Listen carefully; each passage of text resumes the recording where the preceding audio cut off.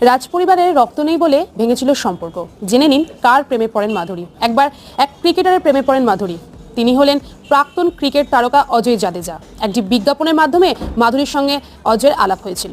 মাধুরী দীক্ষিতের ভক্তের সংখ্যা গুণে শেষ করা যাবে না। মাধুরী প্রেমে পড়েননি এমন খুব কম মানুষই দেখা যায়। মাধুরী একাধিকবার বহু প্রেমে জড়িয়েছে। বারবার জীবনে এসেছে তার একাধিক পুরুষ। তবে একটি প্রেমের কথা এবার সামনে এসেছে। জেনে নেওয়া যাক যে কি পরিস্থিতিতে তাদের সম্পর্কটি ভেঙে গিয়েছিল। তবে অনেক কারণের জন্য মাধুরীর সঙ্গে অজয়ের সম্পর্কটি ভেঙে গিয়েছিল। প্রথমত অজয় ছিলেন গুজরাটের নাবানয়ের রাজপরিবারের ছেলে। মাধুরী কোনো রাজপরিবারের ফ্যামিলি থেকে বিলং করতো না, সে কারণে মাধুরীকে তার ফ্যামিলি মেনে নেয়নি এবং অজয় তখন সেভাবে কেরিয়ার গড়ে উঠতে পারেনি। তারপর আবার সেই সময় ম্যাচ ফিক্সিং এর অভিযোগে ওঠে অজয়ের বিরুদ্ধে। সে কারণে মাধুরী এবং অজয়ের সম্পর্কে বিচ্ছেদ ঘটে। শেষে 1999 সালে শ্রীরাম নেনেকে বিয়ে করেন মাধুরী দীক্ষিত এবং বলিউড থেকে কিছুটা সময় অবসর নিয়ে বিদেশে গিয়ে সংসার জীবন পাতেন। দীর্ঘদিন পর তিনি আবার বলিউডে ফিরে এসেছেন এবং নানা ছবিতে তাকে কাজ করতে দেখা যাচ্ছে।